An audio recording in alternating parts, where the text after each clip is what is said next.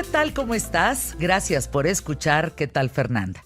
Mi nombre es Fernanda Familiar. Arrancamos el día de hoy, mi periodismo de vida, los más críticos de García, pues decidió terminar con su vida con un disparo en la cabeza. Ese es el resumen, pero hay que ver la historia. Los hechos iniciaron cuando la policía llegó a su domicilio para detenerlo, en cumplimiento de una orden de los fiscales que investigan el caso de corrupción de Odebrecht. Sin embargo, pues antes de llevar a cabo la orden judicial, el exmandatario tomó una pistola, una drástica decisión, y se disparó. Alan García fue presidente de Perú durante 2 periodos que comprenden el primero de 1985 a 1990 y del año 2006 al 2011. A pesar de que lo atendieron lo más rápido posible, pues los médicos evidentemente no lograron salvarle la vida. Murió en el Hospital Casimiro Ulloa de Lima. Un poco antes de este terrible acontecimiento, el expresidente había calificado como una especulación el que lo vincularan con presuntos sobornos recibido por su exsecretario de parte de la empresa Odebrecht para construir la línea 1 del metro de Lima. Pero a ver, este es el resumen del final, pues. Pero ¿cómo es la historia años antes de Alan García y cómo queda el nombre de una persona al cometer este acto? La compleja historia de Alan García inicia muchos años antes, cuando se convierte en la principal figura de un partido que se llama Alianza Popular Revolucionaria Americana, la famosa APRA, así son las siglas, APRA. Resulta que él se vuelve el mero petatero de ese partido, siendo también, evidentemente, un referente durante 34 años, en ese entonces, en la política peruana. Resulta que es considerado Alan García un gran orador.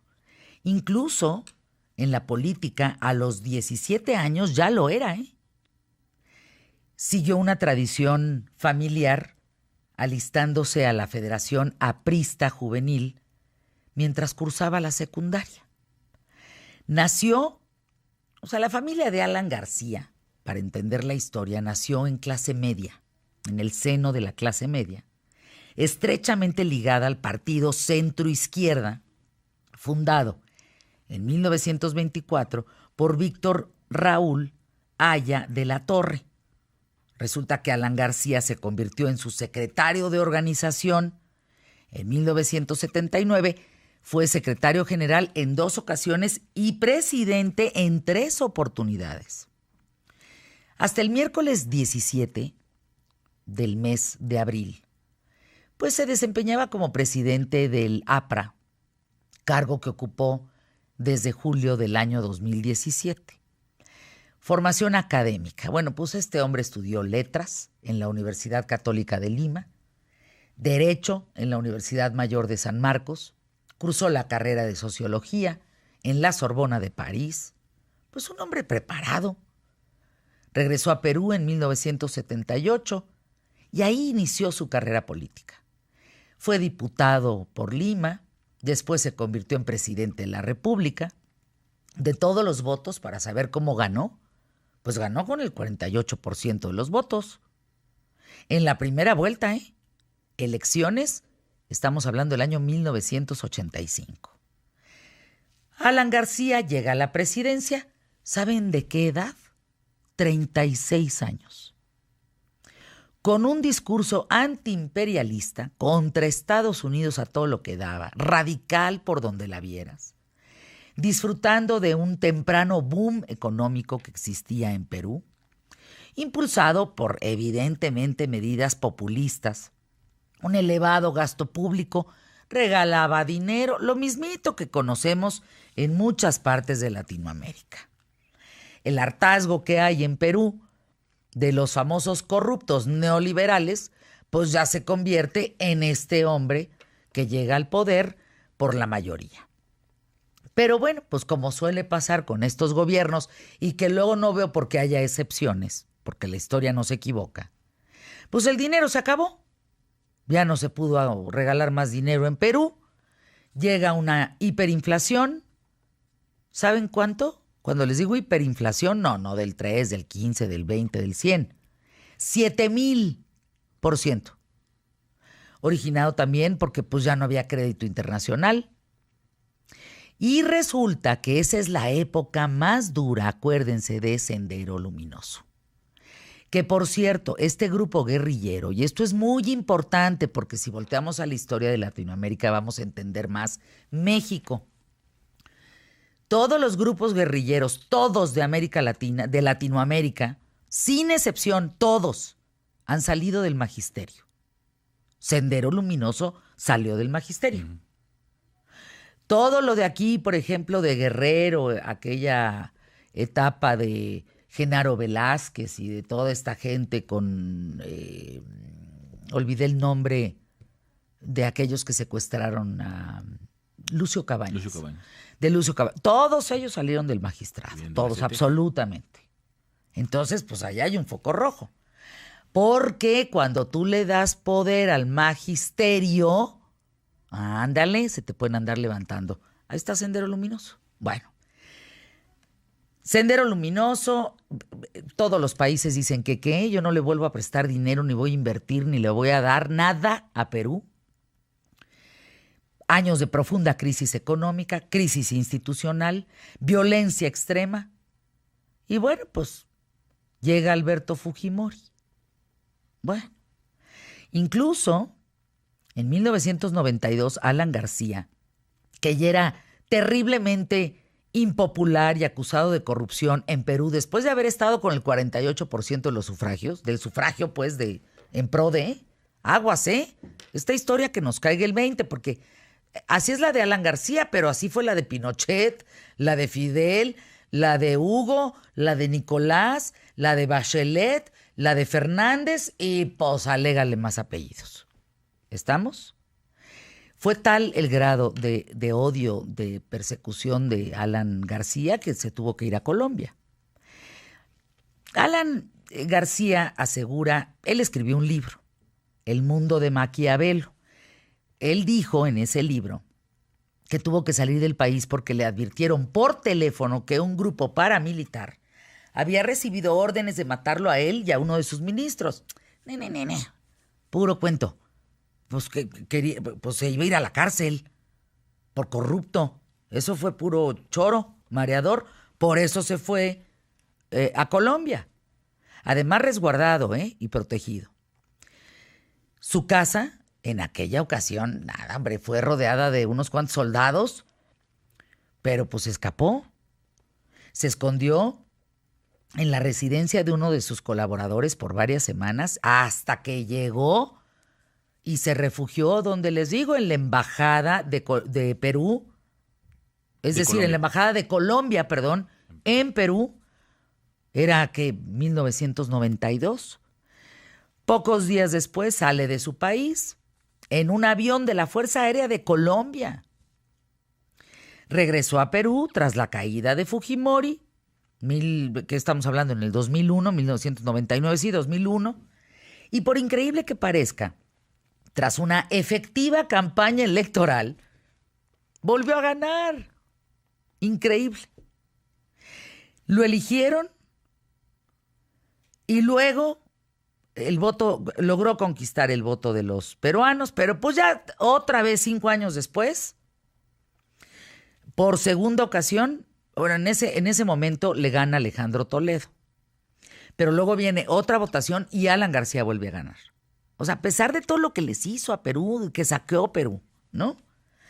Digo, perdón, pues el señor ya está muerto, pero pues esa es su historia. Eso no es algo que podamos tapar el sol con un dedo, pues.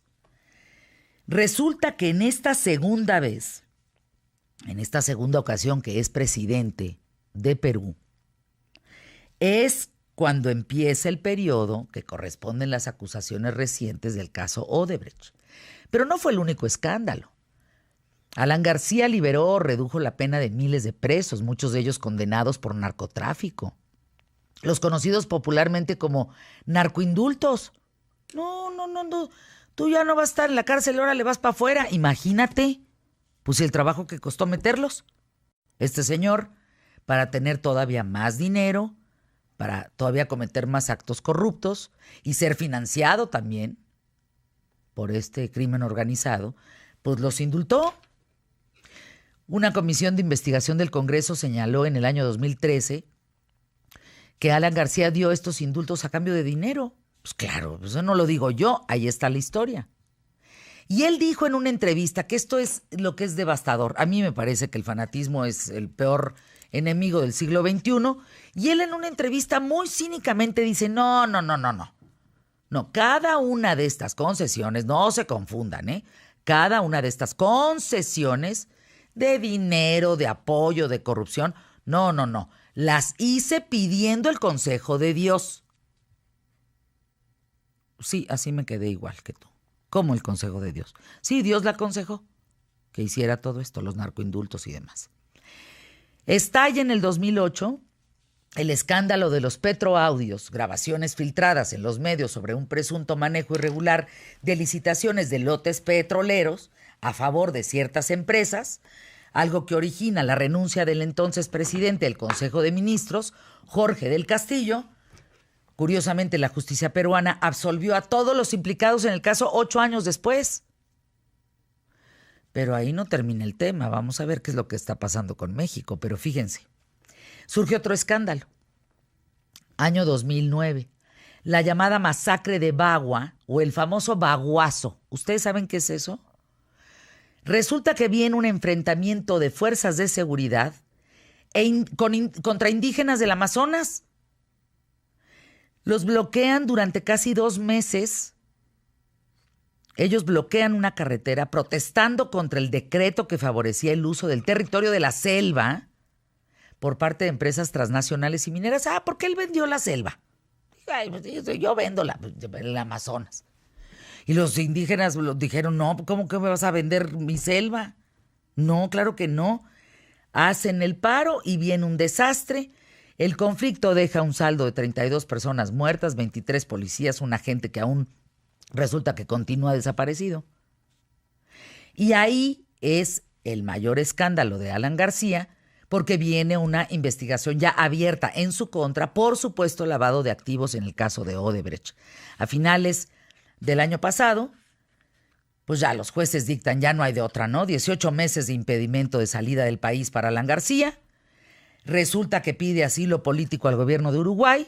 Uruguay lo manda a freír papas, que es lo que tienen allá en Perú. Le dicen que ni más palomas. Y justo cuando se da la orden de encarcelamiento, pues es que el expresidente decide suicidarse. Ahora, este caso es consecuencia de la corrupción revelada en el año 2016, cuando la empresa brasileña Odebrecht y Braskem se declararon culpables, porque Odebrecht dio la cara.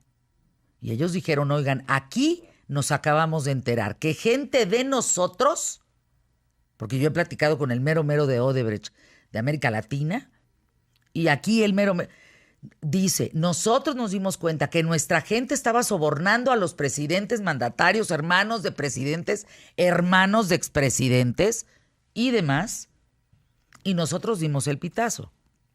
Es decir, ellos no fueron en ese sentido como empresa cómplice, sino señalaron a los funcionarios dentro de Odebrecht que estaban haciendo estos actos de corrupción.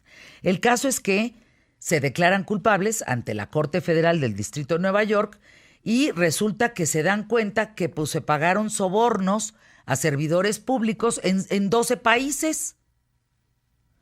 Alan García, de 69 años, y este es el resumen de su vida, después de ser presidente 2 veces, de todo lo que les he platicado sobre su historia. Deja a una esposa, a 6 hijos, quienes se negaron, fíjense, esto es muy importante, se negaron a que el expresidente de Perú, por doble ocasión, pues, 2 veces presidente de Perú, recibiera un funeral de Estado y solo aceptaron los honores de su partido de toda la vida. ¿Quién creen que lo cobijó? El Señor de los Milagros. Amigos cercanos, algunos representantes muy escasos de otros países y un silencio absoluto, nada de Estado. La cremación se hizo en una ceremonia privada. Yo tuve imágenes de ese momento exclusivas dentro de la cuenta de Twitter para ¿Qué tal Fernanda? Al aire, ¿Qué tal Fernanda? Y resulta que pues hoy su familia, pues claro, se quedó con muchísimo dinero. En el funeral las hijas leyeron con una voz ahí entrecortada una carta que dejó su padre en la que dice que no podía permitir que lo arrestaran y que su familia pasara semejante humillación pública. Y bueno, pues yo frente a esta historia te pregunto a ti que me escuchas si el dinero, producto de la corrupción, es suficiente para aliviar el dolor de una familia que hoy se queda sin esposo, sin padre y un país entero que resultó afectado por actos criminales, lastimando a millones de familias donde no hay justicia, porque el tipo se da un tiro. Pues, y luego, pues está bien que se lo haya dado. Es su tema, que regrese el dinero. Eso es lo que yo siempre digo. En actos de corrupción como Duarte, con Karime, que ya es inglesa la mujer, fíjate, no, sí. No me carga. ¿Cómo eran sus diarios? Merezco abundancia. Merezco ser inglesa, merezco ser inglesa, ¿no? Ajá. Entonces, bueno, pues, frente a eso, pues que está bien que seas inglesa y regresen el dinero. Que le regresen a los peruanos su lana, punto. ¿No crees? Sí, claro. Y no solamente en el segundo mandato, sino desde el primero, porque parte de lo que logró precisamente para poder huir fue la cantidad de pues de dinero que soltó para poder escapar a Colombia. Hoy vamos con el tema de Odebrecht. Nuestro querido abogado Óscar Valdés, extraordinario doctor honoris causa que nos acompaña. El flaquiguapo, ¿qué más? Nuestro mexicano rifado, Andrés Oppenheimer también hablando sobre la situación de las elecciones en Estados Unidos y mucho más que compartir. Bueno, pues vamos a arrancar el programa. Quédate conmigo. Qué historia, ¿no? La de Alan García. Empezamos. Pie derecho.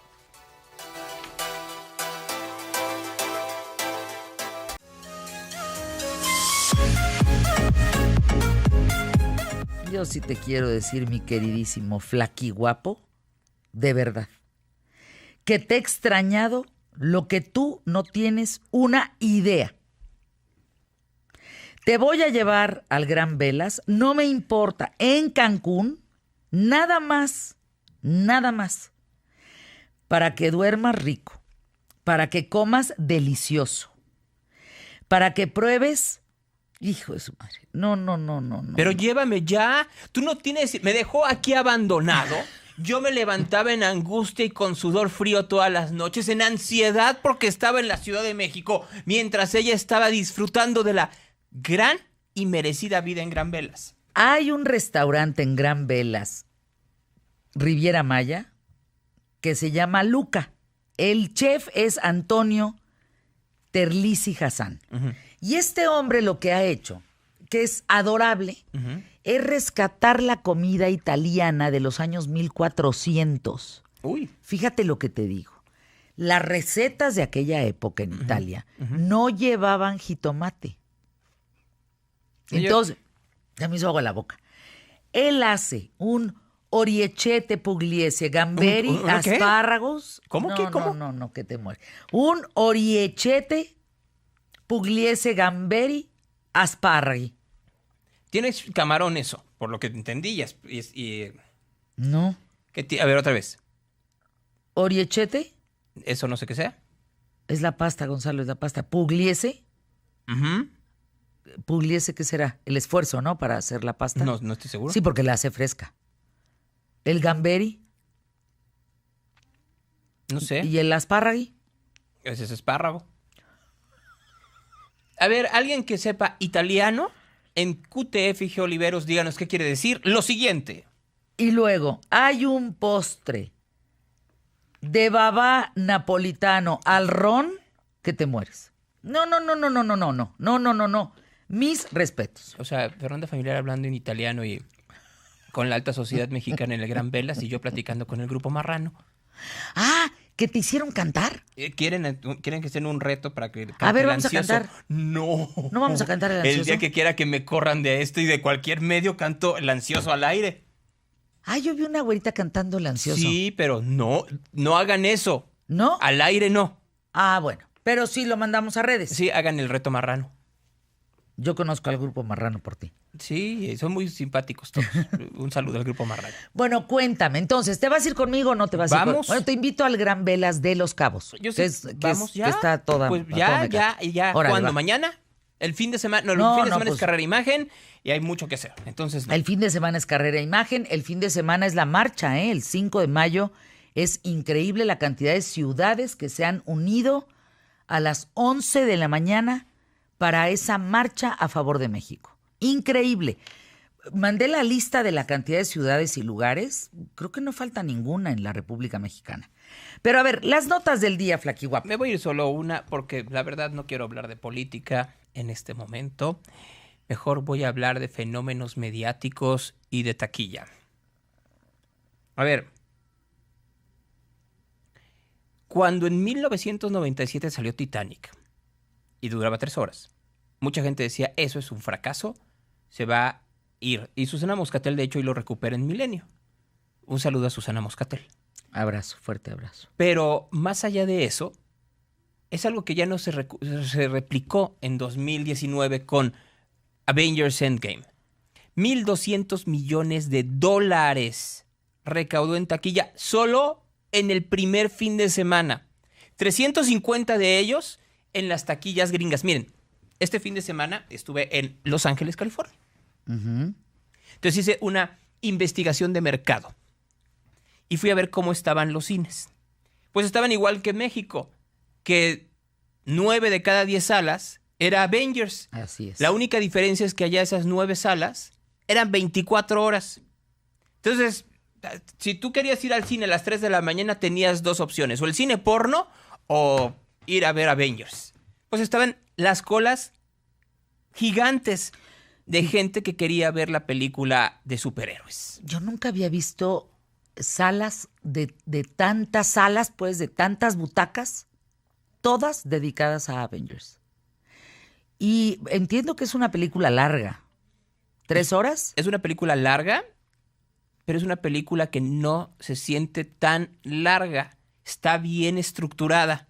Obviamente hay mucha historia contra los spoilers. ¿Me permiten algo? Sí. Voy a hacer algo que hice hace rato, pero Ay, voy a pero volver no a hacer hagas aquí. spoiler. No. Pero no voy a decir nada.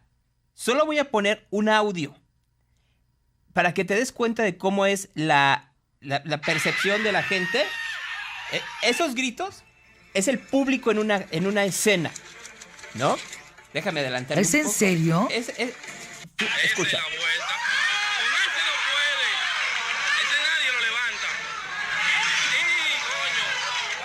¡Ay, qué lindo! ¿Esa es una escena? Es la reacción del público a una escena.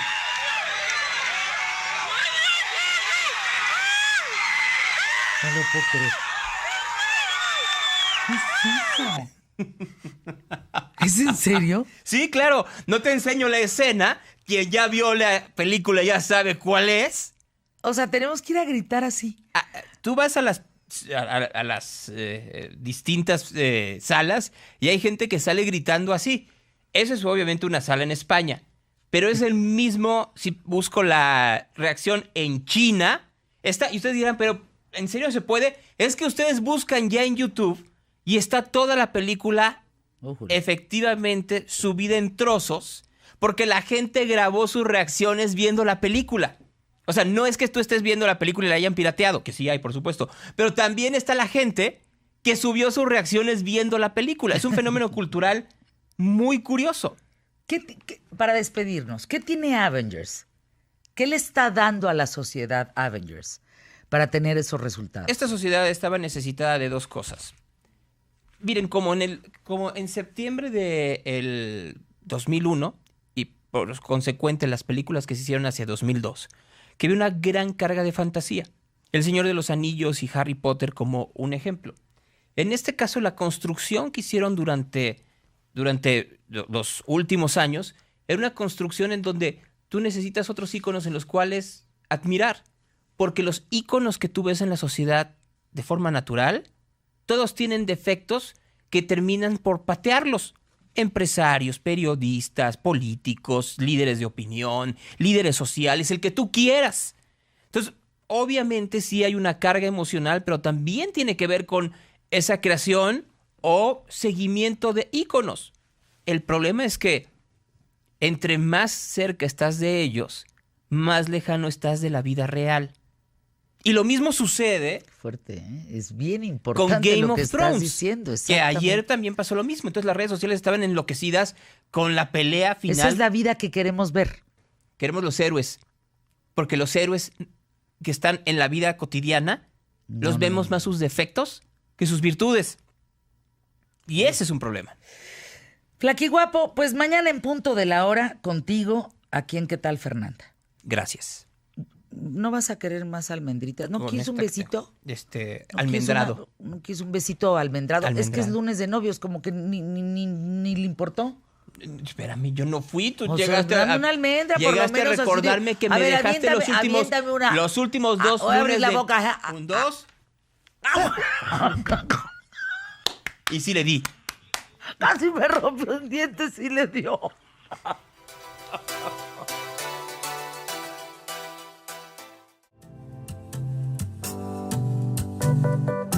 Con enorme cariño, respeto, muchísima admiración, te doy la bienvenida a Óscar Valdés, doctor en Derecho Constitucional, que en este tiempo pues has recibido otros tantos premios más.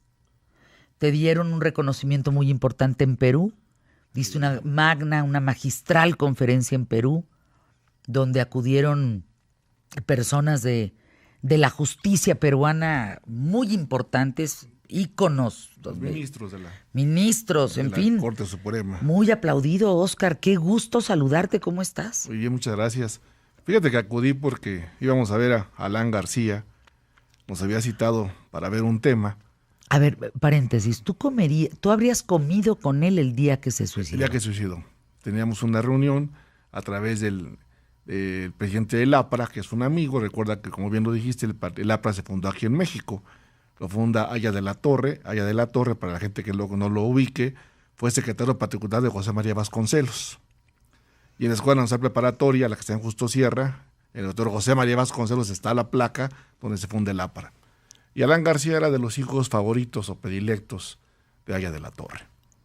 Estudió en la Sorbona de París, estudió en la Complutense de Madrid. Ramiro lo conoce en la Complutense, me lo presenta. ¿Tú estudiaste allá? Yo estoy en la Sorbona y él es de la Complutense, coincidimos en un evento. Ramiro me lo presenta cuando viene a México, siendo presidente cuando tiene 35 años. Nosotros estábamos en el Frente Juvenil, lo fuimos a recibir. El presidente de la República no quería que le hiciéramos a Laraca, lo llevamos al Zócalo, le pusimos un traje de charro y cantó el rey en el Zócalo ante 15,000 jóvenes. Tú al lado de él. Sí, pues ahí estábamos todos con él, porque era con este grupo contador, el discurso antiimperialista, el discurso anti-yanqui. Era cuando aquí la izquierda ni siquiera pintaba, ¿no? Allá ya estaban ya en ese partido, el Partido de los Pobres. Y bueno, pues ellos tienen un sistema de amparo, ellos le llaman amparo. ¿En Perú? En Perú le llaman amparo a una cosa que es únicamente para cuestiones administrativas, el habeas corpus, que es únicamente para delitos de prisión preventiva, y el habeas data. Ellos ya tienen muy bien diferenciado el juicio de amparo, no como en México. Y aparte ellos tienen un código procesal constitucional, están muy avanzados. Te puedo comentar que en su constitución, por ejemplo, ellos, que es lo que más discutíamos, tienen contrapesos. Yo lo he dicho en tu programa, la Constitución. Sí. El presidente de la República de allá no le importa quiénes son los jueces o magistrados, porque no los nombra él, ni siquiera interfiere. Los jueces y magistrados los nombra el Poder Judicial. Ese es el contrapeso, sí. Claro. Entonces ellos no tienen nada que ver con la presidencia. Así tendría que ser aquí. La fiscalía tampoco, el fiscal tampoco. Por eso ellos actúan. Entonces el presidente se dedica a gobernar y ellos a otorgar la ley. Y ahí no hay perdón para nadie. Evia, que quiero que la conozcas, ministra de la Corte, ella fue siendo juez, es la primera que emite la sentencia contra Fujimori. Quiero entrevistarla, fíjate. Sí, cuando doctora, quieras, por o sea, supuesto. cuando quieras. De hecho, me trajo una botella de pisto, ahí te la traigo. El asunto fue muy importante, ¿por qué? Porque ves realmente cómo una constitución que fue hecha en 1993 les ha funcionado. Durante los últimos 15 años el Perú tiene una tasa de 7 soles por dólar en 15 años. Es una estabilidad. Tienen como todo un problema grave porque llegó 1 millón de venezolanos a vivir con ellos. No, están aterrados, o sea, con el tema. Está complicado el tema para ellos porque les llegó 1 millón de gente. Le llegaron, la nada. Pero de jalón, no vayan a pensar que paulatinamente, de jalón entraron 1 millón. Les llegaron un problema ahí, pero ellos lo que a mí me miraba mucho es los contrapesos que hay. En la Constitución. En la Constitución. En este caso, el Poder Judicial es completamente autónomo, completamente. Bueno, conociste que un juez que llegó a una cena que me hicieron en la casa de la ministra Evia, no sabía quién era el presidente del Perú. Dijo, ¿quién es el presidente del Perú ahorita? Porque no... ¿Qué te significa eso? Primero que nada, autonomía, que eso es lo que necesitamos, un país de leyes, donde puedes confiar en jueces y magistrados. O sea, más allá de una ignorancia es, no me importa quién esté. Ahí vas a hacer que la ley es pareja para todos. Ahí la ley funciona, para no me todos. Importa quién sea, esté arriba. El presidente, el secretario, a ellos no les importa. Ellos no distinguen como aquí que asuntos VIP, allá no hay asuntos VIP, todos son parejos. Eso es lo primero que te vas a encontrar. La fiscalía es completamente autónoma. Al fiscal lo nombran los fiscales de la República internos, no influye el presidente para nada, no influye el partido político, el Senado no existe, son unicamerales, nada más únicamente Cámara de Diputados. O sea, están bastante avanzados. No llevan casi 70 años de legislación. Válgame. Lo que siempre he dicho. Lo que siempre he comentado. 70 años de legislación. Sí. Ellos tienen la figura del plebiscito, tienen la elección inmediata del presidente. No les interesa nada de los temas políticos porque hay una función que deben de cumplir. Y investigan a que sea con el puro indicio. Ahí, por ejemplo, si hay un indicio de alguien de corrupción, inmediatamente empiezan a investigar. No empiezan de que vamos a ver. No, ahí no ve nadie. O sea, ahí todo el mundo sabe. Pues el temor de los políticos es, por ejemplo, que si haces mal las cosas, van a empezar una investigación de inmediato sin que nadie se la solicite, a petición de parte. Si ahora que fuiste al Perú, no me vas a dejar mentir, hay una manta a la entrada donde están los más buscados. Son 46 alcaldes de Perú y 7 gobernadores, de los cuales 5 están en prisión, 4 expresidentes en prisión y 1 prófugo. Y uno que falleció. Entonces, la reunión de ese día, aquel día en el que tú te ibas a reunir, Óscar Valdés, con Alan García, en una comida, digamos entre amigos, entre gente conocida, y él se dispara en la mañana. Sí, ya fue lamentable. ¿Qué significaba esa comida para ustedes? Mira, primero que nada, él lo que estaba buscando era ver a nivel internacional, porque ya se había cansado de pedir asilo si no se los habían otorgado. Pidió en Uruguay, lo mandaron al cuerno. No quería, en fin. Pero ver lo que deseaba ver era el amparo como tal, como lo tienen ellos en el habeas corpus, era prácticamente ver qué es lo que se podía hacer y si daba la figura para un amparo. No es como en México que metes el amparo, no, allá tienes que ser específico qué tipo de amparo vas a meter. Y al platicar con él, con el abogado, yo le veía mucha fortaleza, una estrategia en el caso del amparo, porque pues era su libertad. Él tenía el estigma de la cárcel, su papá estuvo en la cárcel muchos años. El APRA fue un partido muy correteado en el Perú, que hubo mucha gente que estuvo en prisión. Entonces Alan tenía ese estigma de la cárcel, ¿no? Tenía ese problema de decir, me van a acusar de esto. Ya estaba muy encandilada la carpeta de investigación sobre él. Entonces ya estaban ligándolo con... ya había imputaciones directas a través de las llamadas que acabas de comentar, donde decían que él había tomado parte de ese dinero. Y entonces, pues yo creo que ya no se esperó, se adelantó la detención. La detención formalmente iba a ser en 2 semanas. No sé qué fue lo que le dio a la fiscalía por ir por él, pero así fueron. Tú vas a Perú por muchos motivos en estos días, Óscar Valdés. Vas para reunirte con Alan García, que terminas en el funeral, terminas en esto tan privado, porque no quisieron nada de Estado, la familia no quisieron un trato de Estado. ¿Por qué no quisieron un trato de Estado? Paréntesis. Mira, el APRA es un partido muy castigado. recordemos que Perú ha vivido, a diferencia de nuestro país, dictaduras. Y el APRA fue un partido demasiado castigado, hubo mucha gente en prisión, los corretearon bastante. Entonces había un rompimiento total con el gobierno. Entonces ellos no querían saber nada del gobierno. Era deslindarse. Era deslindarse del gobierno y de una u otra manera mostrar pues su inconformidad con las investigaciones que estaban llevando a cabo, ¿no? Que ahí, pues sí, con todo respeto, pues eran de la Fiscalía, que es autónoma, o sea, no había que echarle la culpa al gobierno, ¿no? Lo curioso, bueno, vas por esos motivos, vas también porque vas a dar una conferencia magistral sobre el amparo en México y Latinoamérica, vas por muchos otros motivos, pero básicamente, en el caso Odebrecht, ¿qué escuchas en Perú sobre México? Porque lo que yo he escuchado en Perú, en Argentina, en Brasil, Colombia y en México también, de altos funcionarios, es qué curioso y qué casualidad que el único lugar donde no hay culpables de Odebrecht es México. Mira, cuando al término de la conferencia, mucha gente me preguntaba que si en México qué opinaba de la corrupción y si se castigaba la corrupción como en el Perú. Quiero hacerte muy claro y ser muy honesto contigo. Lo que están acusando a las gentes en el Perú son cacahuates a lo que se han robado en México. Es nada, lo que se llama nada. Alan García es por $1 millón. Digo, aquí si hablamos... ¿Es por $1 millón? Sí, la acusación era por $1 millón. O sea, yo le decía, pues aquí es la propina que daba Lozoya, ¿no? Aquí es mucho más. Aquí son 10 lo que le compraron en Nueva York. Ahora, ¿cuál ha sido la consecuencia de Odebrecht? El problema, como bien lo dijiste, sistemáticamente compraban a los políticos y los compraban para las campañas políticas. Esa era la forma de que ellos empezaron a crecer.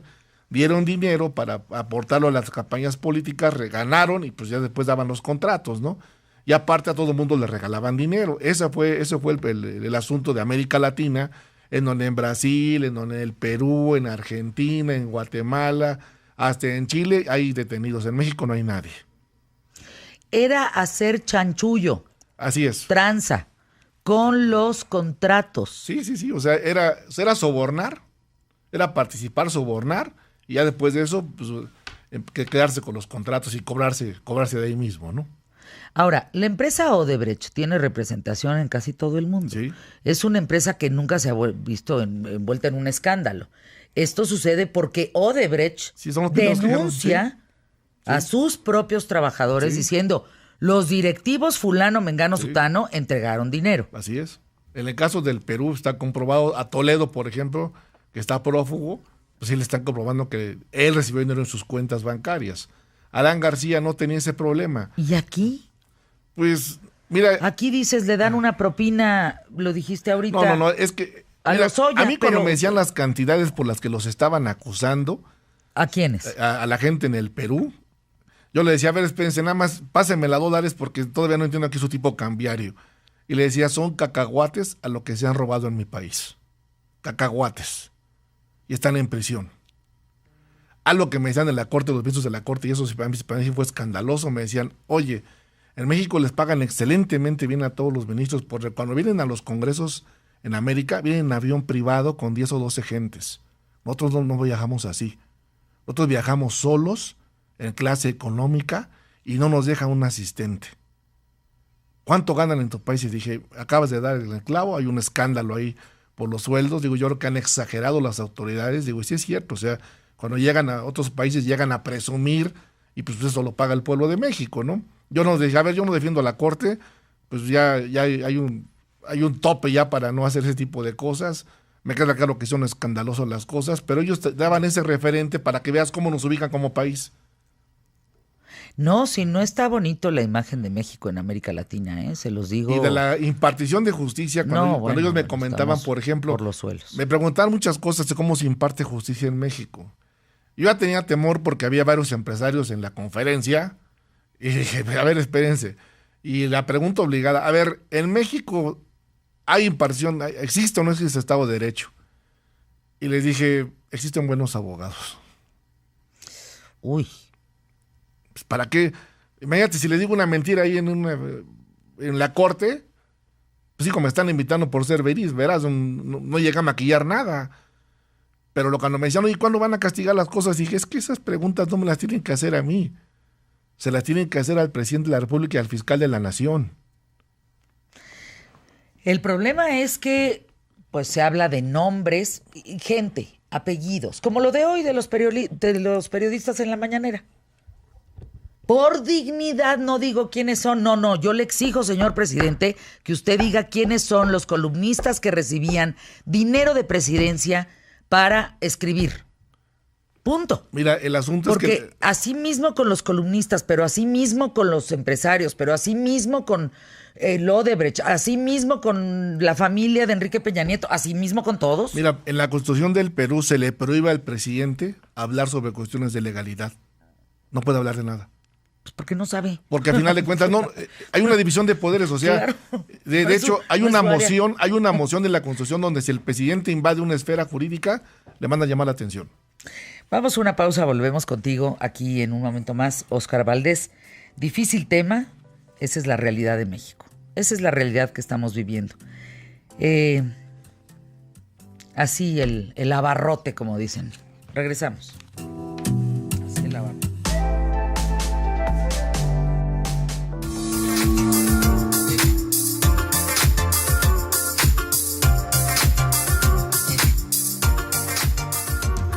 Volvemos al caso Odebrecht.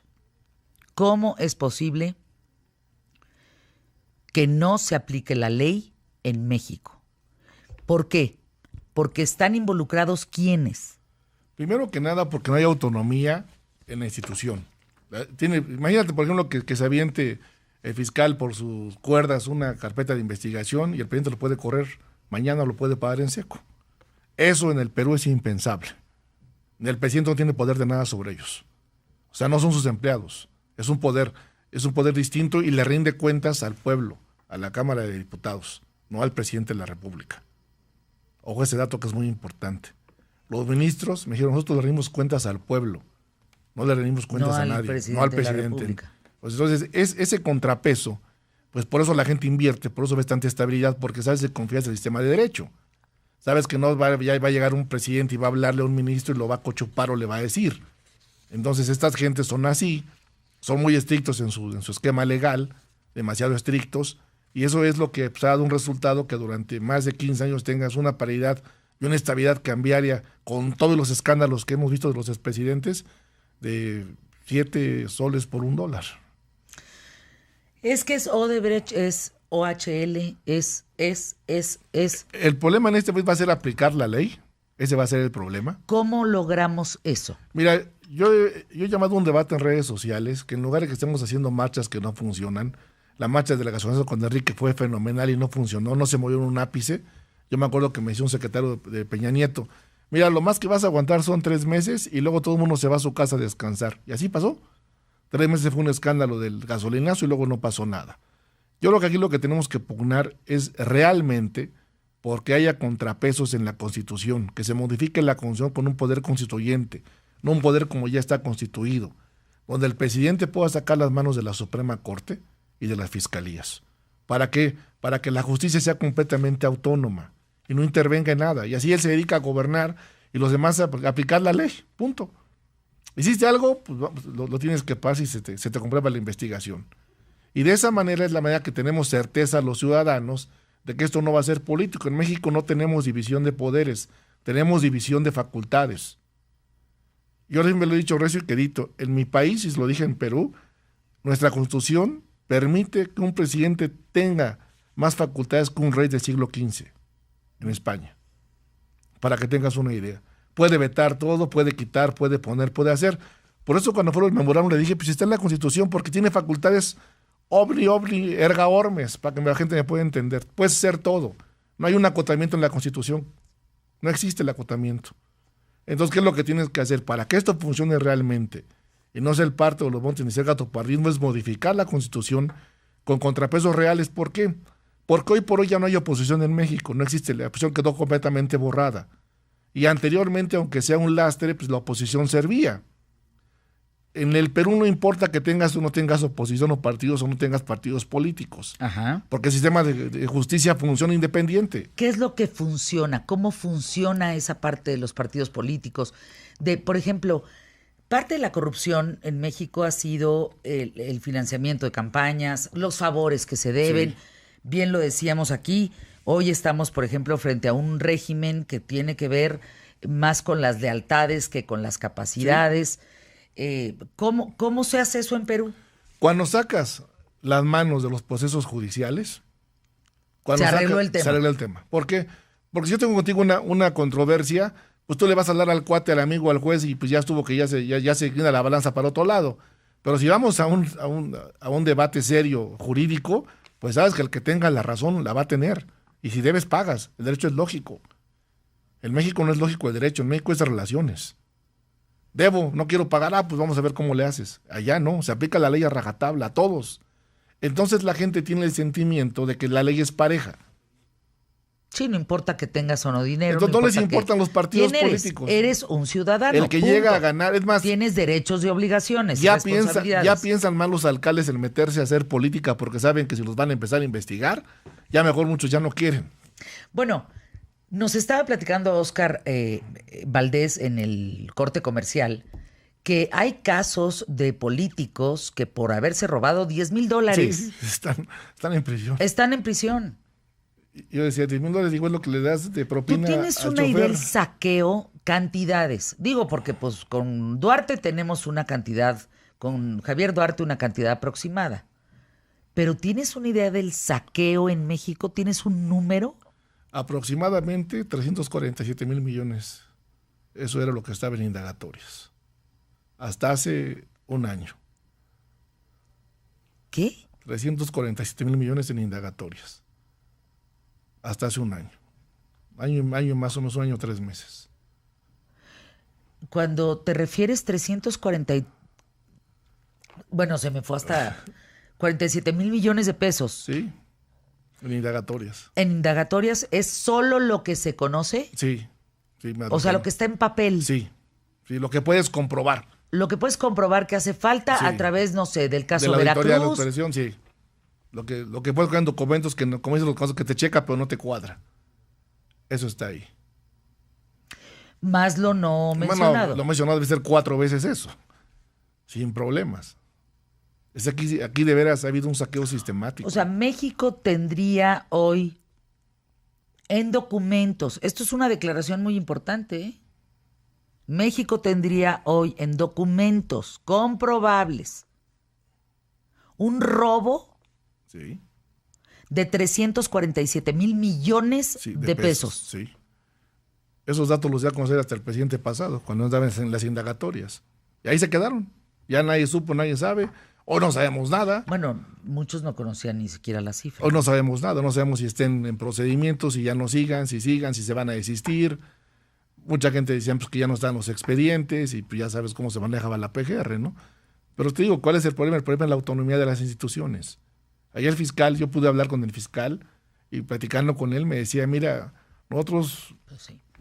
a mí no me interesa que diga el presidente mañana, no sé qué diga, yo investigo. Una gente viene y me dice, yo voy y investigo. Y en eso están, o sea, es impresionante. Ellos sí castigan la corrupción. Para que la podamos castigar en México necesitamos una voluntad política primero, que no dependa del presidente de la ejecución, de Sí, que que tú sean tienes que investigar independientes, lo que por estás completo, diciendo. por completo. Porque esa es la estabilidad de valores y esa es la división de poderes. Y allá que no te importa si llega el PAN, PRI, el que sea, eso no interesa, pero sabes que se van a castigar si hacen algo Y mal. que se van a quedar los que pueden y Así los que es. deben de aplicar la justicia. Pues eso es lo que sería el reto Que no se compran. de México, sería modificar la Constitución. Vienen para acá los de REGLA, que es la Asociación de Jueces y Magistrados de América Latina. ¿Cuándo? Vienen la última semana del mes de noviembre. Vienen 5 presidentes de las Cortes. Van a hablar sobre corrupción. Va a estar interesante el tema. Y yo les pedí... ¿Vas a estar ahí? Sí. Por Me dejaron supuesto. como coordinador y les pedí que hiciéramos un tema interesante para que la gente y los estudiantes conozcan cómo se castiga la corrupción en América Latina. Y te traigo a los jueces que han encarcelado a los expresidentes, Claro, para que la gente los vea y vea que sí se puede. claro que se puede. Y ahí están las sentencias, las van a traer. Va a ser interesante. Es que lo que falta es voluntad. Eso. Punto. Gracias, mi querido Oscar. Gracias por estar aquí, Oscar Valdés. Tus datos, si eres tan amable. OscarValdez.mx, ahí me encuentran en todas mis redes. Yo te quiero entrevistar un día. De verdad es un personaje este hombre. Un personaje, ¿eh? No se imaginan qué personaje es. Pocas veces me sorprendo, pero lo que yo he descubierto de Oscar Valdés es verdaderamente increíble. Punto. Un hombre reconocido en América Latina, sin duda. Sin duda. Pausa, volvemos.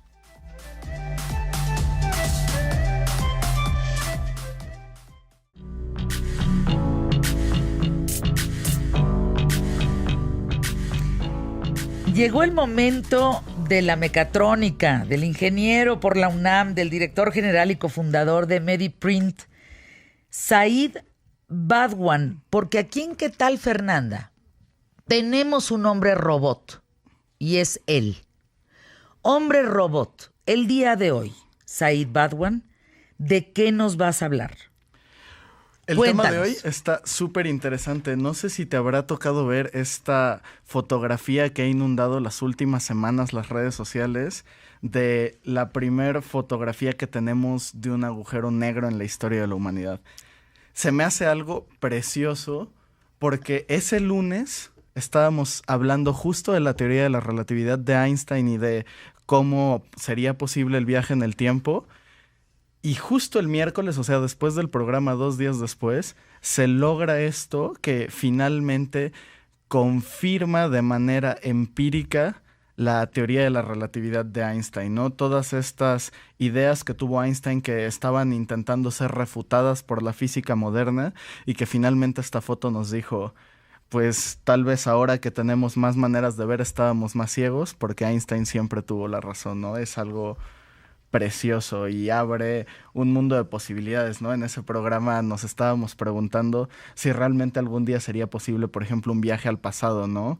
Y decíamos que, pues, el panorama es que estaba muy lejos, ¿no? Al menos a la ciencia actual, ¿no? Pero esta clase de cosas cada vez van confirmando y acercando esas posibilidades, ¿no? Y es algo interesantísimo. Qué gran época para estar vivos con todo esto pasando. Ahora, hombre robot, si la luz se escapa de un hoyo negro, ¿cómo puedes fotografiar un hoyo negro?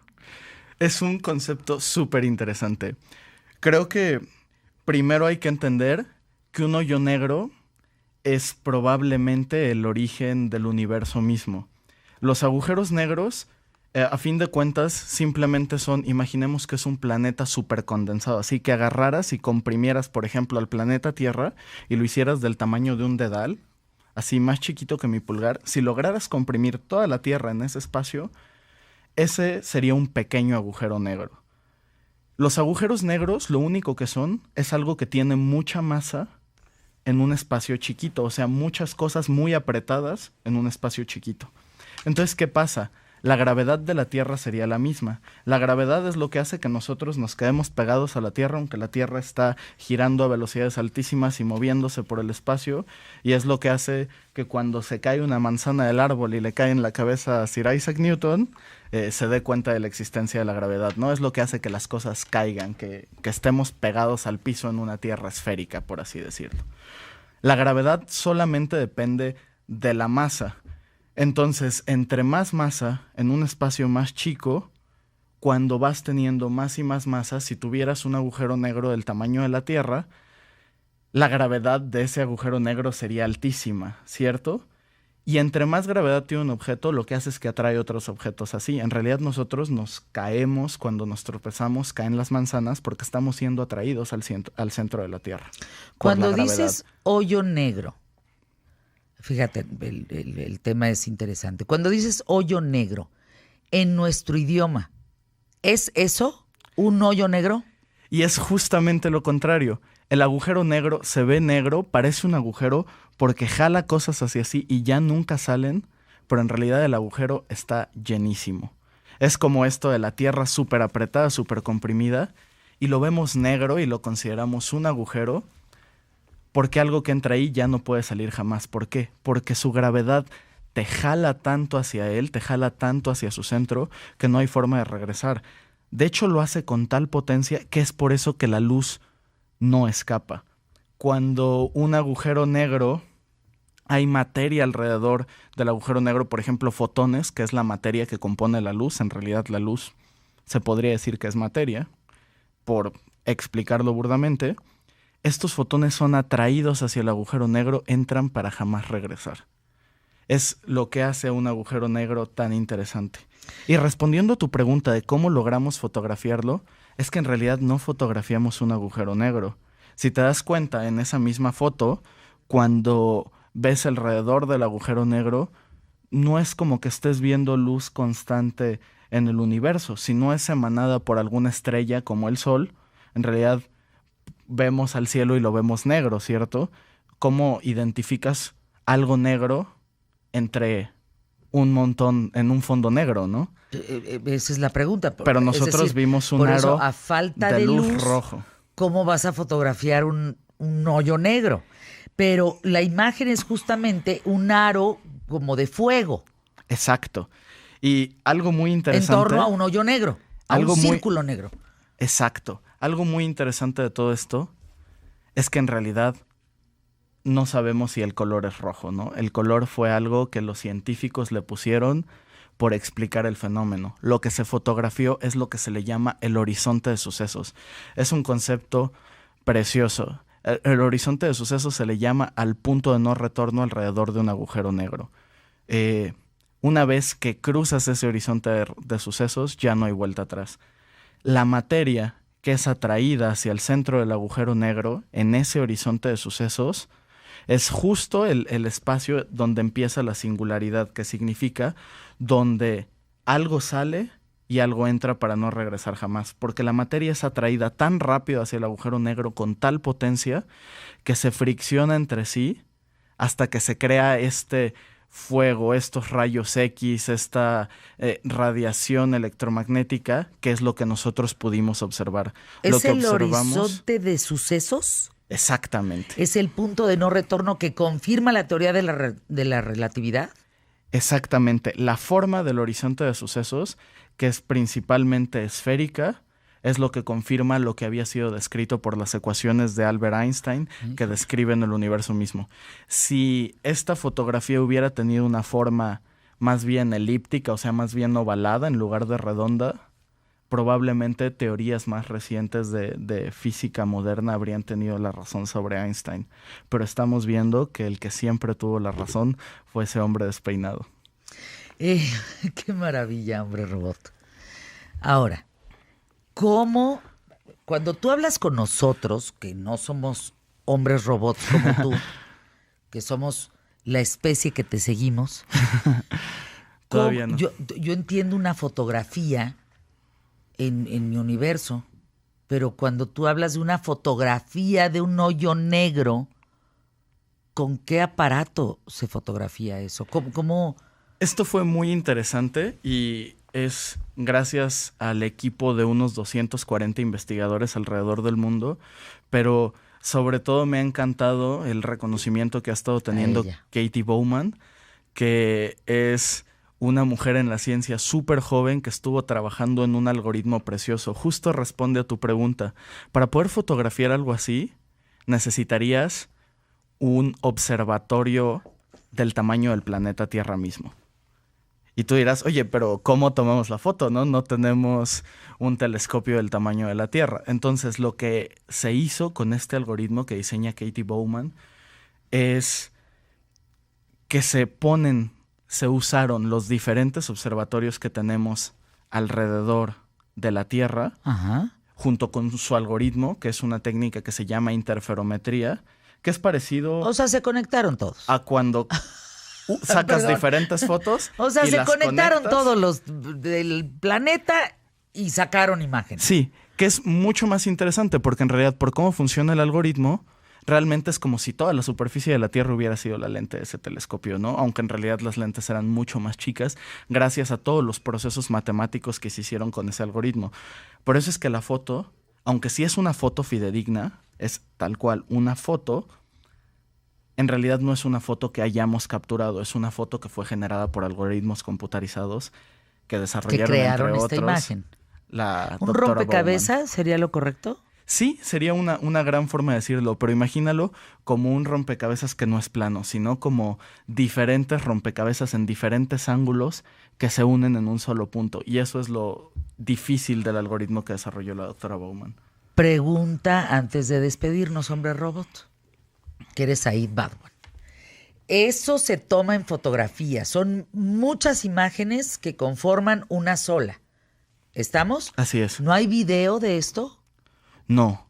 Hacer un video sería algo mucho más complejo. Haz de cuenta que para poder tomar esta No hay foto, un algoritmo para eso. tuvimos que esperar al momento en el que estuviera la Tierra despejada por 10 días, que no se nos pusiera una nube en la atmósfera enfrente de uno de los 8 telescopios que estuvieron enfocando. Sí. O sea, es un rollo. Imagínate, si tuvimos que hacer todo esto para lograr una foto, seguramente vamos a lograr un video, pero todavía nos falta, ¿no? ¿Para cuándo crees? Porque esto va avanzando enormemente. Yo creo que lo más difícil era tener la primera foto. Ya teniéndola, lo que sigue va a ser más rápido. Y nos va a traer muchas respuestas, ¿no? A preguntas como, sobre todo en las redes sociales, principalmente en Instagram y en Twitter, me estuvieron preguntando sobre el tema de las dimensiones, ¿no? Que alguna vez platicamos y cómo se mueve entre las dimensiones, cómo podría moverse alguien. Y en realidad, un agujero negro es lo más interesante que hay en nuestro universo porque es lo que conecta la tercera con la cuarta dimensión. Siempre ir una dimensión arriba es lo que te permite moverte. Y es muy fácil de explicar. Imagínate que tú tienes una hoja carta y que tú eres un ser de 2 dimensiones que se mueve en un plano y te estás moviendo desde una esquina de la hoja a la otra. Y tienes que atravesar toda la hoja para llegar, ¿cierto? Sí. Pero si te movieras en 3 dimensiones, te podrías levantar, mover y aparecer directamente al otro lado de la hoja. Ah, hijo. Algo así funcionan los agujeros negros conectando la tercera y la cuarta dimensión, que podría considerarse el tiempo. Entonces es algo muy interesante, es parte de lo que explicábamos el programa pasado, pero creo que cada vez más, con independencia de los temas, podemos ir entendiendo, ¿no? estas cosas que nos parecen tan interesantes y que tal vez nos va a tocar a ver aún vivos, ¿no? Con los avances de la ciencia actualmente. Te llamas Said Badwan, @elhombrerobot. Así estamos en Síganlo, por favor, síganlo. Es una joya lo que este chavo, lo que este hombre robot ha hecho para México. Además de lo que has hecho con Mediprint. Búsquenlo, gracias, vale mucho la pena. Y los lunes, además, tenemos el agasajo de disfrutarlo aquí en ¿Qué tal, Fernanda? No, muchísimas gracias. Gracias, que te escriban cualquier duda, porque él lee los mensajes y los contesta y, en fin, él está muy pendiente de todos ustedes en redes. @el hombre robot. Hombre robot, gracias. Muchas gracias, Fer. Pausa, volvemos.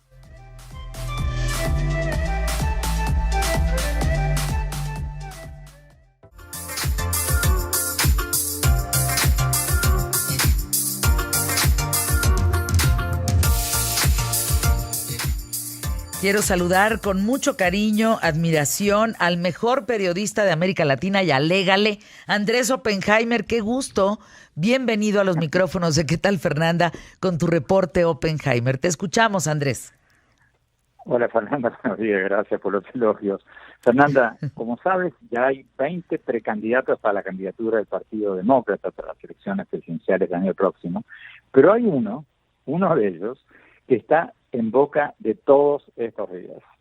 Es un joven brillante que tiene un apellido impronunciable. Su apellido se escribe Buttigieg, pero se pronuncia Buttigieg, no me preguntes por qué, Buttigieg, pero así se pronuncia. Uh-huh. Es abiertamente gay, está casado con un hombre y lo lleva a muchos de sus actos públicos.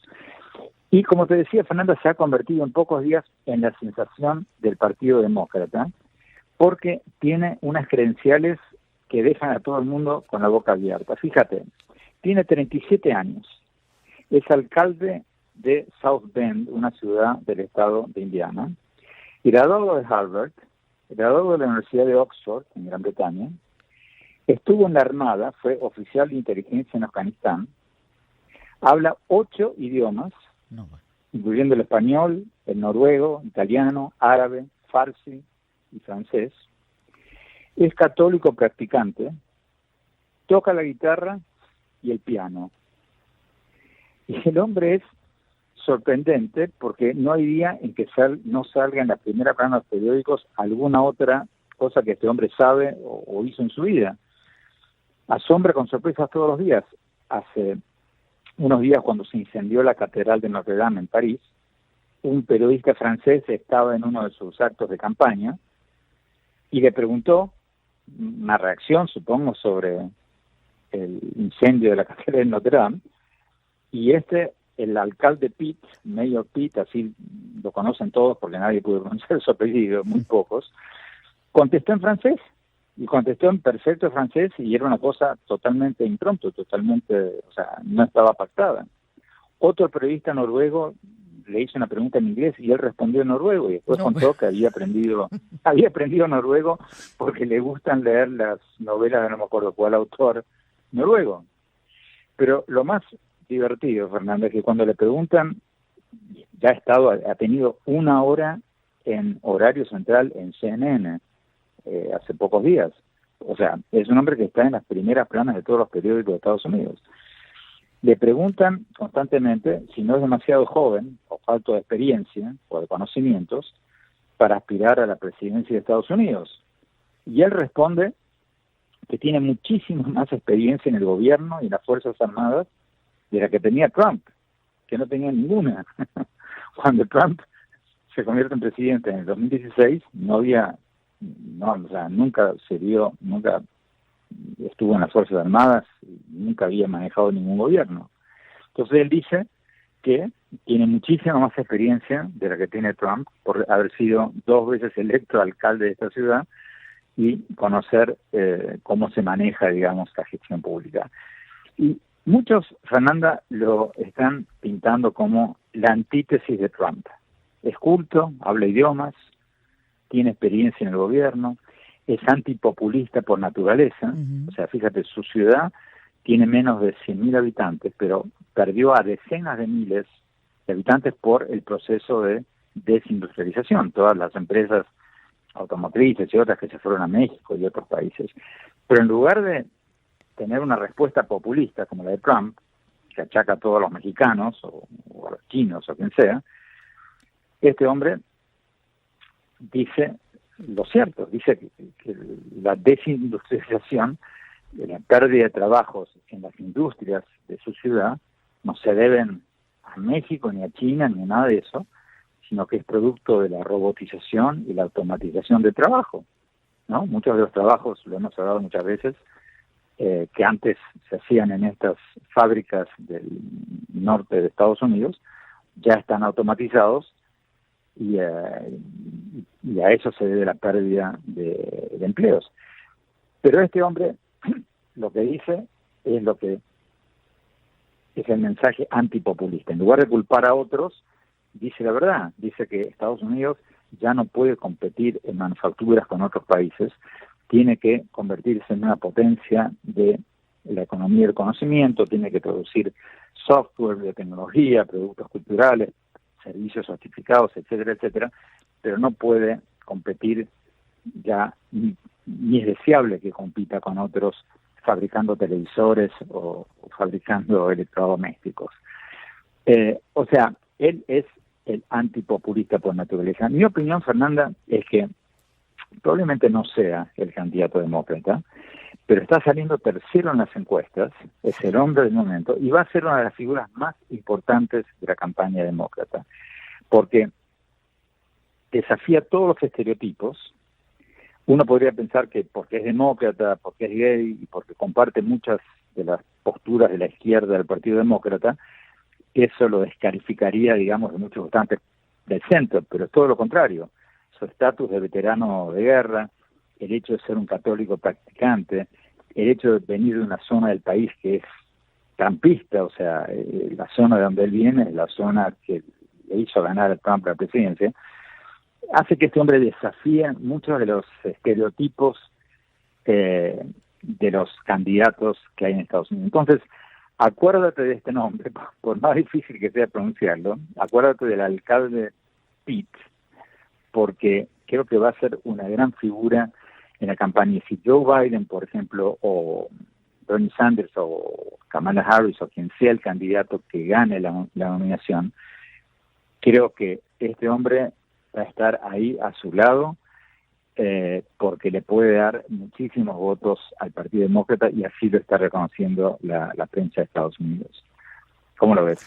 Pues sorprendente, estaba entrando a su cuenta de Twitter y dice, me llamo Pete Buttigieg, pero me dicen Major Pete, punto, porque Claro, luego nadie entiende claro. nada, ¿no? Major Pete. Por supuesto. Entonces hay que acordarnos No, del Major Pete. Fernanda, y la primera pregunta que le hacen todos en esas entrevistas es ¿cómo diablos pronuncio tu apellido? Porque es impronunciable. Es muy difícil pronunciar. Pero es un personaje muy interesante, y que esté tercero, hay 20 candidatos. Hombre, claro. Muchos de ellos pero muy conocidos. De cualquier manera, Fernando, como decía recién, yo creo que por el momento Joe Biden, el ex vicepresidente, y Bernie Sanders, el senador, son los que tienen más chances, aunque tienen bastante edad. Joe Biden tiene 76, Bernie Sanders tiene 77, van a tener 77 y 78 respectivamente el año que viene en las elecciones, y van a tener que elegir, cualquiera quien gane va a tener que elegir un candidato a vicepresidente mucho más joven para compensar, obviamente. O sea que no sería nada descartable que este Mayor Pete sea candidato a vicepresidente, o si, como podría ser más probable, quien gane la candidatura demócrata elija a una mujer, porque es ese año de las mujeres. Acuérdate que el año pasado las mujeres arrasaron en las elecciones legislativas del Partido Demócrata. Lo más probable es que si el candidato es Joe Biden o Bernie Sanders, elija a una mujer. Pero este hombre, Mayor Pete, el alcalde Pete, acuérdate, si todo sigue así, va a estar ahí en primera fila al lado del candidato a presidente y la candidata o el candidato a vicepresidente, si no es él el candidato a vicepresidente. Querido Andrés, te mando un abrazo con mucho cariño, que tengas extraordinaria semana, próximo lunes en punto de la hora, y por supuesto hay que leerte. ¿Cómo ve el libro antes de despedirnos? Porque ese hay que leerlo de cajón. Gracias, Fernanda. El libro sale en inglés esta semana justamente en Estados Unidos bajo otro título, pero es el mismo libro. En inglés se llama The Robots Are Coming, se vienen los robots, y el subtítulo es El futuro del trabajo en la era de la automatización, el mismo que en español. Sale, y tuve la gran satisfacción de que tiene en las primeras páginas tiene varias recomendaciones de gente que yo respeto mucho, entre otros Garry Kasparov. ¿Te acuerdas de Garry Kasparov? Sí, por campeón supuesto. mundial de ajedrez. El campeón mundial de ajedrez, que últimamente se ha dedicado a escribir libros sobre tecnología, y en la dedicatoria, bueno, no en la dedicatoria, en el párrafo que envió en apoyo al libro, dijo una cosa muy simpática. Dijo, ¿te acuerdas que él es el que perdió contra Deep Blue, contra la supercomputadora de IBM? Fue el primer ajedrecista campeón mundial de ajedrez que perdió contra una computadora. Entonces él dice en ese párrafo que escribió, en mi calidad de primer trabajador del conocimiento que perdió su chamba contra una máquina, puedo decir de que este es un muy buen libro, etcétera, etcétera. Estuvo muy simpático. Y también tiene recomendaciones de gente que respeto mucho, como Peter Diamandis, de Singularity University, que es uno de los papas de Silicon Valley. También recomendó mucho el libro. Y Joe Ito, el director del Media Lab de MIT. No, la verdad que el libro salió un poco tarde en inglés, 7 meses después en español, pero con estas recomendaciones, ojalá ande bien. Pues te mando un abrazo, Andrés, muchísimas felicidades. Ya estaremos también comprando ese libro, porque hay que tener todas las versiones. Cuando llegue a chino, a mandarín, a japonés, a turco, a todos. Llega a chino, te voy a tomar la palabra, porque sale en chino en agosto. No, pues. Lo compró la editorial. ¿Sí? Lo compró la editorial de libros de negocios más grande de China, me dicen. Yo, por supuesto, no la conozco. Y sale en agosto en mandarín. Qué maravilla, Andrés, te Ahí felicito. veremos. Bien merecido. Un fuerte abrazo, mi querido Andrés, y es un Te honor que agradezco mucho, participes con Fernanda. nosotros. Te agradezco mucho, un gran abrazo. Hasta siempre. Vamos a una pausa. No, es que Andrés es picudísimo. No, cuando visita Monterrey dice, oye, yo te escuchamos, Andrés, con Fernanda, y luego cuando va a Guadalajara, le va re bien. Ahora, imagínate el libro en mandarín. Impresionante, ¿no? Impresionante, Carlos Armando Rodríguez, y luego también en inglés ya esta semana. No. Yo lo admiro muchísimo. Y de veras, les digo, para mí es un honor que la empresa me dé oportunidad de que Andrés Oppenheimer esté aquí con nosotros en ¿Qué tal, Fernanda? De verdad, le agradezco enormemente a Grupo Imagen por considerarnos. Una pausa, regresamos.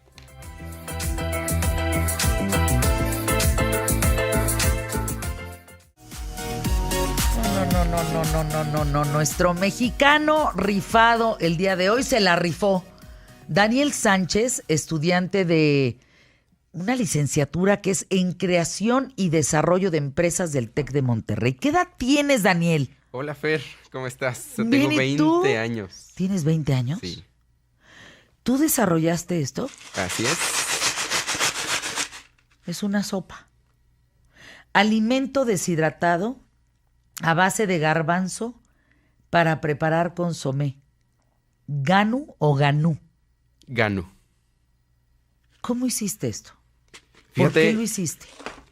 todo tiene una historia muy interesante.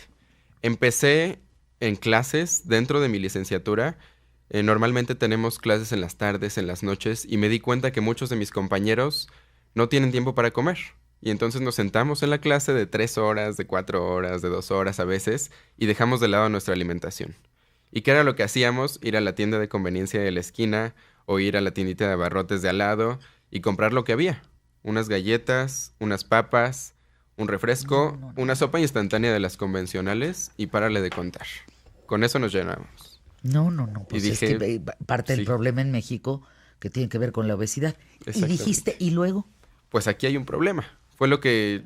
¿Y una lo que oportunidad? detecté. Y una oportunidad, exactamente. Y dije, ¿por qué no vincularlo con mi carrera y hacer algo en beneficio de mí mismo, de mis compañeros y de los demás? ¿Y qué hiciste?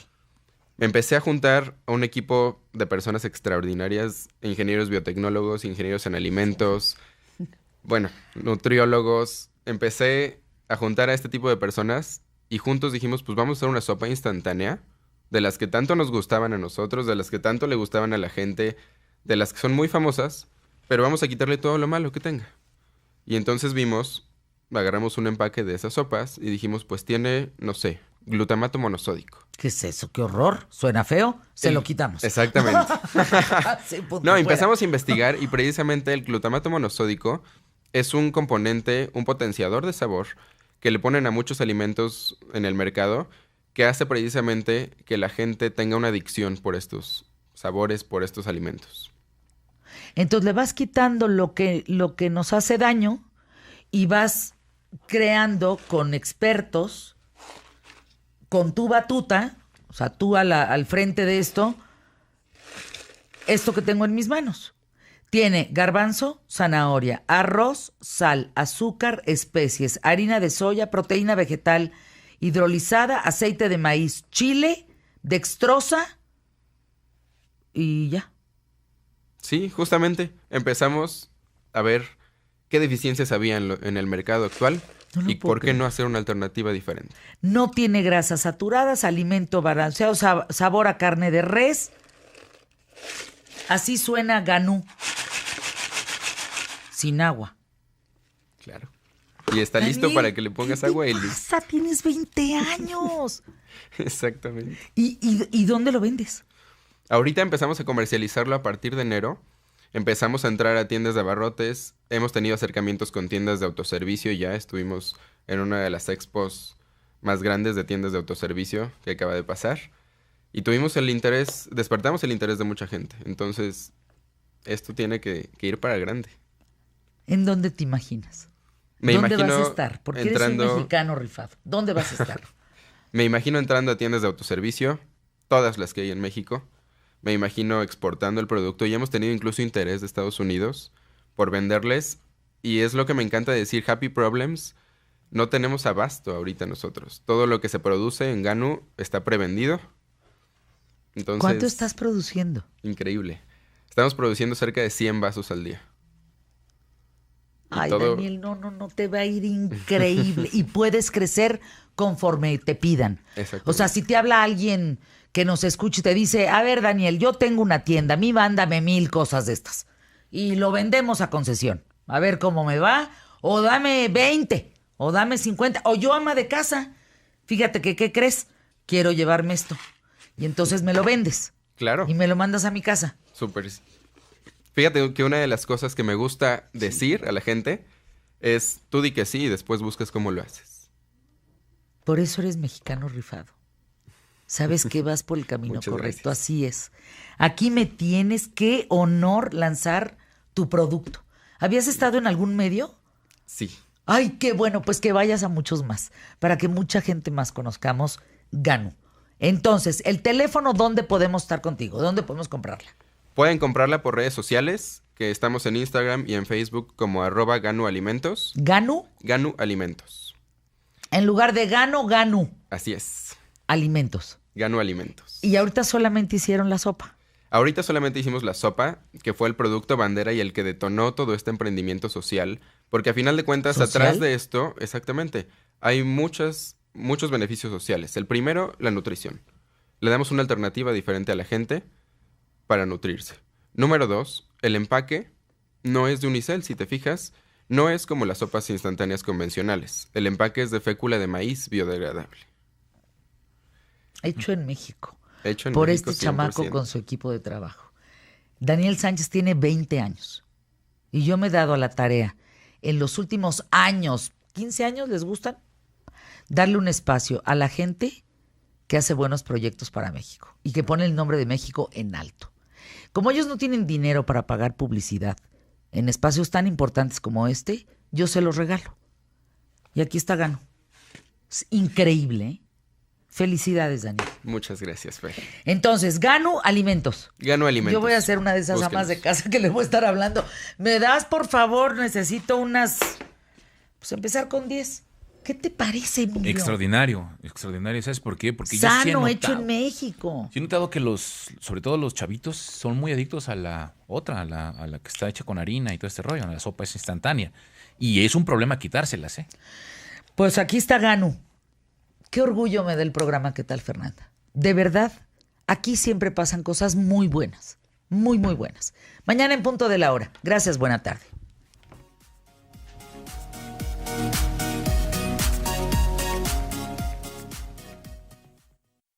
Fernanda Comunicaciones produce QTF. ¿Qué tal, Fernanda? Para Imagen Radio.